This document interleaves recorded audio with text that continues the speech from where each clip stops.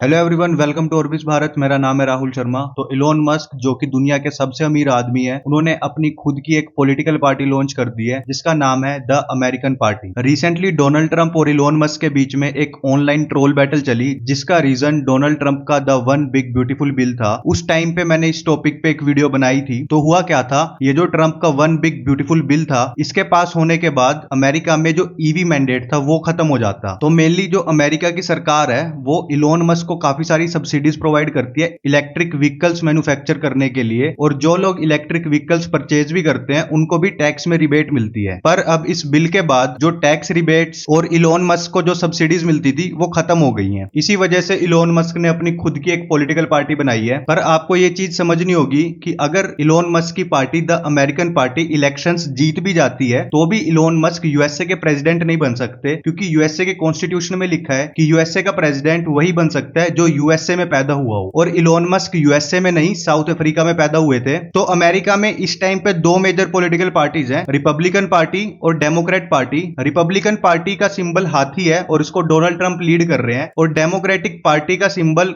गधा है जिसको जो बाइडन और उनसे पहले बराक ओबामा ने लीड किया था। इस इलोन मस्क के पूरे सिनेरियो और अमेरिका की पॉलिटिकल पार्टीज को समझने के लिए आपको पता होना चाहिए कि अमेरिका में इलेक्शंस कैसे होते हैं। तो मान लो जैसे इंडिया में कोई एक पॉलिटिकल पार्टी है, उसको पूरे इंडिया में 30% वोट मिले। उन 30% वोट्स में उनके कई एमपीज होंगे जो अपनी कॉन्स्टिट्यूएंसी से जीते होंगे, जिसके बाद वो लोकसभा में जाएंगे और उस पॉलिटिकल पार्टी जिसको 30% ही वोट मिले थे उसका भी कुछ से होगा, क्योंकि लोकसभा में उनके भी एमपीज बैठे होंगे। पर अमेरिका में ऐसा नहीं होता। अमेरिका में देखते हैं कि ओवरऑल किसको ज्यादा वोट पड़े हैं। एक हाइपोथेटिकल सिचुएशन बताता हूं कि मान लो अमेरिका में 100 लोगों ने वोट किया, उनमें से 51 लोगों ने ट्रंप को वोट दिया और 49 लोगों ने जो बाइडन को। तो ट्रंप को सबसे ज्यादा वोट मींस 51 वोट्स मिले हैं, तो ट्रंप यूएसए के प्रेसिडेंट बन जाएंगे, और जो भी उनकी कैबिनेट होगी, जो भी उनके मिनिस्टर्स होंगे, वो ट्रंप अपने हिसाब से चुनेंगे। इसमें जो 49 वोट्स जो बाइडन को मिले थे उनका कुछ रोल नहीं होएगा। वो यूएसए के पार्लियामेंट में नहीं बैठेंगे, वो अपने घर बैठेंगे, सरकार डोनाल्ड ट्रंप ही चलाएंगे। अगर ये सेम चीज इंडिया में होती तो उन 49 वोट्स का भी से होता पार्लियामेंट के अंदर, पर यूएसए में ऐसा नहीं होता। तो देखना होगा कि यूएसए में फ्यूचर में क्या होता है, क्योंकि जो यूएस सिटीजन्स हैं वो भी तंग आ गए थे, क्योंकि उनके पास सिर्फ दो ही ऑप्शन होते थे, या तो रिपब्लिकन्स को दो या डेमोक्रेट्स को दो। हालांकि अमेरिका में और भी पॉलिटिकल पार्टीज हैं, for example liberty party, but वो काफी छोटी पार्टी है, उनको वोट्स पहले ही काफी कम मिलते हैं। पर इलोन मस्क की party the American party difference इसीलिए बना सकती है क्योंकि इस पॉलिटिकल पार्टी को दुनिया का सबसे अमीर आदमी बैक कर रहा है, जिसके पास एक सोशल मीडिया प्लेटफॉर्म भी है, जिसको आप कुछ भी कह लो, एक्स या फिर ट्विटर। तो इस सब में आपको क्या लगता है? अपना ओपिनियन कमेंट सेक्शन में जरूर बताना।